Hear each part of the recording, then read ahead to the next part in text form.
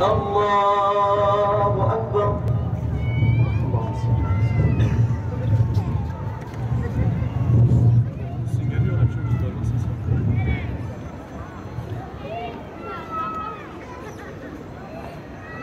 Allahu Ekber. Allahu Ekber.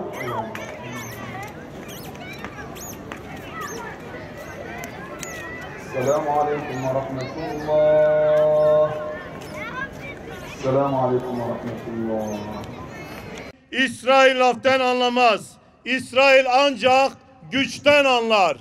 Yine şunu söylüyor. Diyor ki mazlumlar ayağa kalkmadıkça zalimler diz çökmez.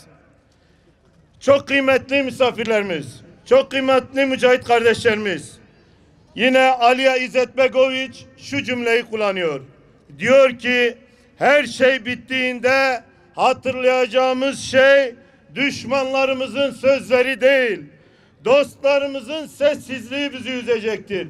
Bugün de Türkiye, İran, Şili, Venezuela, Katar dışındaki İslam ülkelerine baktığınızda hepsi sessizliğe bürünmüş ve adeta Filistin'deki, Gazze'deki kardeşlerimizi yalnız bırakmışlardır.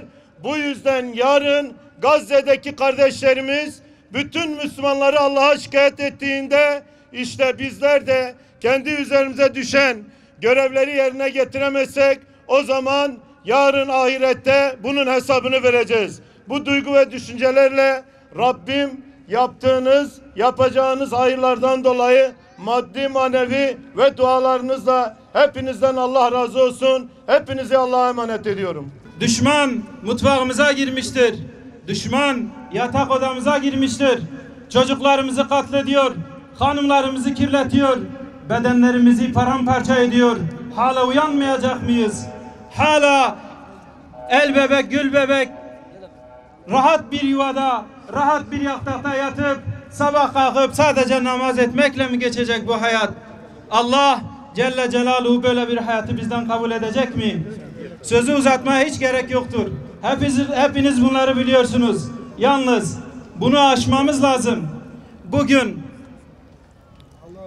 Gazze'ye eğer bir koridor açılırsa sadece Türkiye'den milyonlarca insan sadece feda olmak, tek bir kurşun sıkmadan ölmek için gider. Bunu hepimiz biliyoruz. Bu kadar büyük bir potansiyelimiz var. Biz niye hala bu potansiyelimizin farkında değiliz? Değerli kardeşlerim, biz daha 2 gün önce 2 arkadaşla Mavi Marmara'dan otururken Gazze'den 5 saatlik ateşkes ilan edildiği zaman oradaki YAHA yöneticisi Mehmet Kara telefonla bizi aradı. Tevafuken telefonu bana verdiler. Durumunuz nasıl? Ne yapıyorsunuz dedim. Vallahi yeryüzünde moralleri bu kadar yerinde olan hiçbir ümmet yoktur dedi. Hiçbir millet yoktur dedi. Bizler burada psikolojisi bozulan insanlar bombalar altında uçak sesleri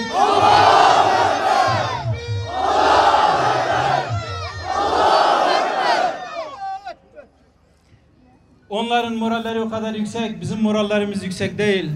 Bizler de morallerimizi yüksek tutmak için eğer Gazze'ye gidemiyorsak Gazze'ye bir şekilde madden ve manen bir koridor açmak zorundayız.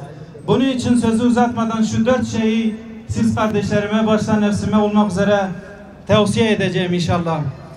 Şeyh Ahmed Yasin'in şahsında tüm dünya mazlumlarının ve şehit müminlerin haklarını bize helal etmeleri için bir, sadece İsrail'in değil, İslam düşmanı olan bütün milletlerin, bütün devletlerin, bütün cebbar ve gaddarların ballarını boykot edeceğiz. Coca-Cola Müslüman kanıyla sulandırılarak getirilmiş ve size sunulmaktadır. Sizler sofralarınızda Coca-Cola içtiğiniz zaman, biliyorum siz içmiyorsunuz ama içenlere bunu söyleyin. Onun içerisinde küçük yavruların kanı var. Böcek kanı yok, müminlerin kanı var. Bunu hiçbir zaman unutmayın. Ve Ariel diye bir tursiliniz var. O Ariel'i nasıl yapmışlar biliyor musunuz kardeşler? Büyük ihtimalle Müslüman öldürürken üzerlerine sıçrayan kanı temizlemek için icat etmiş oldukları bir tursil çeşididir. Başka bir şey değildir. Bunları görmeniz lazım. Bunları bilmeniz lazım. İsrail şehit ettiği, yaraladığı Filistinliler üzerinde teknolojisini geliştiriyor. Bunu bilmiyor muyuz? Tıbbı bugün gelişmişse, şehit edilmiş, gazi hale getirilmiş, kanları akıtılmış Müslümanlar üzerinden bu tıbbını geliştirdi. Gazze'nin, Filistin'in topraklarındaki ekinleri ifsad ederek ekinlerini geliştirdi. Bunu hala görmüyor muyuz? اللهم انصر إخواننا في غزة وفي كل عالم بنصرتك يا رب اللهم أجل لهم بنصرتك اللهم عجل لهم بنصرتك اللهم فك أسراهم وأسرانا واشف مرضاهم ومرضانا وارزقهم إنك على كل شيء قدير اللهم يا ودود يا ودود يا ودود يا ذا العرش المجيد يا مبدي يا معيد يا فعالا لما يريد. Ümmetinin sessizliğinden ve hain liderlerin ihanetinden cesaret alan o İsrail şebekesi Gazze'ye bombalar yağdırıyor. Onların senden başka kimsesi yok ya Rab. Onlara merhamet eyle. Onlara yardımının zırhını kuşandır. Ve oradaki mücahitleri muzaffer eyle. Allah'ım cumartesi yasağını çiğneyip kendilerine Allahu Teala'nın azap olarak maymunlara çevirdiği, onları domuzlara çevirdiği Yahudiler bugün de cumartesi bir deniz kenarında bulunan Gazze'ye bomba yağdırıyor, onları katlediyor. Ey Rabbimiz, bugün de onları maymunlara çevir, bugün de onları domuzlara çevir.